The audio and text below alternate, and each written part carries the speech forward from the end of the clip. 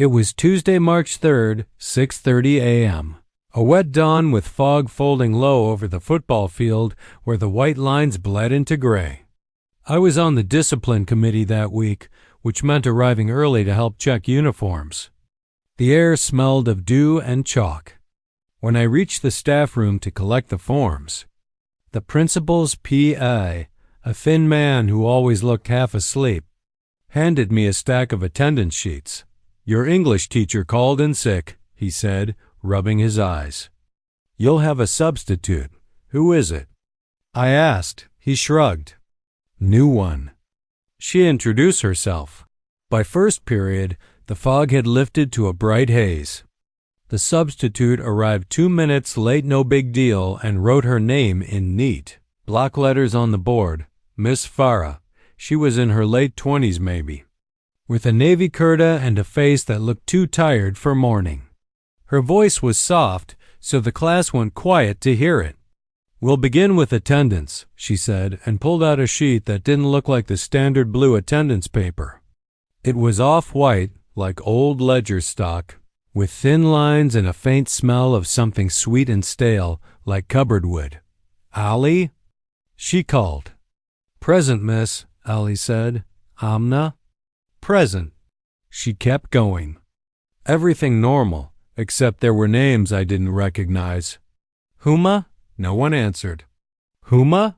she repeated, pen hovering. Then she drew a small mark beside the name and moved on. 3 names later, Sajjad? Silence. She marked again. After she finished, she said, "We'll do a short reading." She opened the textbook to a story about a lighthouse and loneliness. The room was quiet in that focused way that makes you feel the collective breathing. Midway through, a knock sounded at the door. The head girl peered in with a message slip. "Miss, a reminder for committee members to report after second period." Miss Farah nodded, folded the slip, and placed it under the attendance sheet. The class read. The ceiling fan clicked with a tiny tick at each revolution, like a small defect repeating. When the period ended, Miss Farah remained at the desk, flipping the sheet over and over like she was trying to remember something. As we filed out, I caught sight of the paper. In the margin beside Huma, the date 11/10 was written in red ink, year missing. Beside Sajjad, there was a tiny star and a note in Urdu I couldn't catch. She noticed me looking and placed her hand over the sheet. Her fingernails were short and clean, the skin at her knuckles rough, as if from scrubbing. "Have a good day," she said, dot between periods. I asked my best friend if he knew any Huma or Sajjad in our class before we joined last year. "No," he said. "Why?" I shook my head. Nothing. By third period, rumors started that a teacher had fainted in the old science lab. We weren't allowed down that corridor. Fine. School rumors are like ant trails. Instant, sure, rarely useful. After lunch, when I returned for English, Miss Farah was late again. This time by 5 minutes. She entered with wet hair, as though she'd doused her head at the sink. She gave a small smile. "Sorry," she said. "Let's take attendance." She didn't look at us as she read. Her voice had that same soft, frayed edge. When she reached Huma, she paused, looked up, and asked, "Is Huma here today?" The class tittered. "No Huma, miss," someone said. She stared at the doorway for a moment and then made the same little mark. When she called Sajjad, there was a knock again, 3 light taps. She waited, the pen hovering. No one entered. She marked the paper and nodded to herself like this confirmed something sad and expected. That night, I couldn't shake the feeling of being counted with the wrong group. Like our names were in 2 different books. I told my mother and she laughed. "You all want to be haunted," she said. "Focus on studies." The next day, Miss Farah arrived on time. It had rained at dawn. The corridors smelled like wet rope. She began with a poem about memory. Midway through, She closed her eyes as if she were remembering the poem rather than reading it.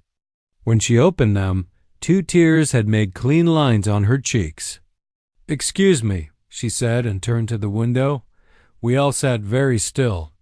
You don't know what to do when a teacher cries. It felt presumptuous to ask. A boy in the back coughed, and it sounded like a shout.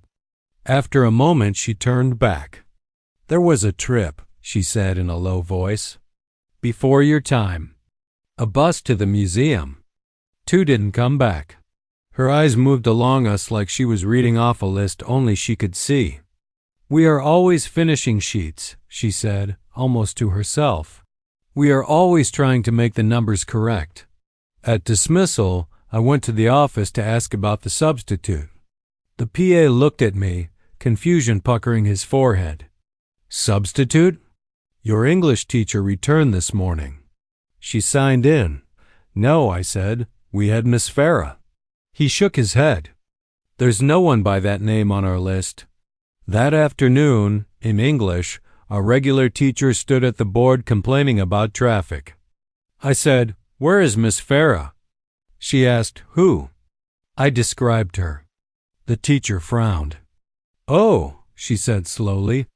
"There used to be a teacher named Farah here years ago." She hesitated, looked toward the window, and lowered her voice. "She was a student teacher then. She died in an accident. A bus." A moment later she clapped her hands and said, "Too bright, open to page 98. At home, I couldn't stop thinking about the attendance sheet. I wanted proof. After dinner, I messaged a friend whose aunt had been at the school 12 years. She sent me a blurry photo of a framed plaque near the old science lab with 2 names, Huma and Sajjad. No dates, just in memory. The photo cut off a 3rd name, like it had been deliberately cropped, on Thursday. I went early and walked the forbidden corridor. The door to the old science lab was locked with a chain, but the chain was slack enough to push the door 2 inches. The room smelled like iodine and soaked wood. On the teacher's desk lay a single piece of paper, faint as if it had been left in the sun. I slid my fingers through the gap and pinched the corner, drawing it out. It was a photocopy of an attendance sheet. Names partially visible. At the bottom, in a tidy hand, Miss Farah. The date was smudged. The names Huma and Sajjad had marks beside them. In the margin, a tiny star. In Urdu, Ghair Hazir, confirmed. Absent dash confirmed dot when I returned the sheet to the desk and let the door close. I felt a shift in the air behind me, the way the wind changes before a bus sighs into a stop. I turned, and for a heartbeat the corridor had a ripple in it, a bright seam where the wall met the floor, like heat above a road. In that seam, tiny sounds. The scuff of shoes, teenagers whispering, a teacher taking attendance in her tired, kind voice. I heard my own name called, and I said, "Present, miss," as softly as I could. Before the seam smoothed and everything became ordinary again, we finished the term. The committee changed. No one mentioned the substitute again. But sometimes, when the roll call drags and the room feels too full of breathing, I look at the door and imagine 3 students arriving late every day, forever, and a substitute who keeps a careful ledger so the numbers will add up, even if they never will.